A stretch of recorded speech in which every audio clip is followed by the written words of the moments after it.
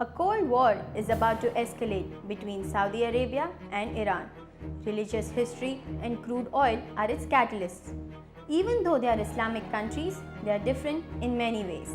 Hello everyone, this is Krina Shah from Polymerupdate, and today we will talk about the rising tensions between Saudi Arabia and Iran.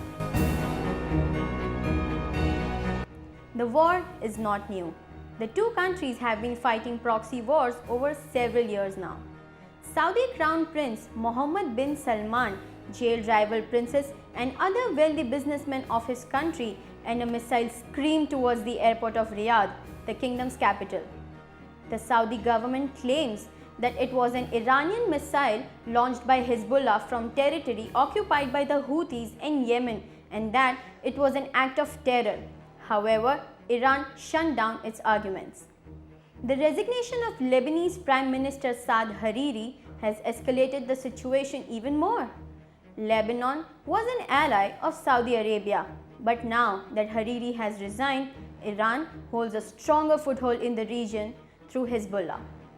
These inflicts clashes between Saudi Arabia and Iran, and the victim of this proxy war will be Lebanon.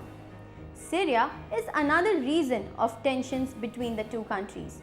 Iran supports Syrian President Assad, whereas Saudi Arabia is with the citizens. In some way, Syria is also the victim of proxy war between Saudi and Iran. Yemen has also been a prey of the two nations. In 2015, Saudi Arabia had hoped for a quick and decisive victory when it led an armed attack in support of the country's president Mansour al-Hadi. Instead, it came down in a costly war of attrition with the Houthis, a Shia sect which has much closer ties with Iran. In spite of being Islamic countries, Saudi Arabia is predominantly Sunni, whereas Iran has a large Shia population. And this difference has led to tensions between the two nations. Saudi Arabia is home to Mecca, the holy site where Muslims perform their pilgrimage known as the Hajj.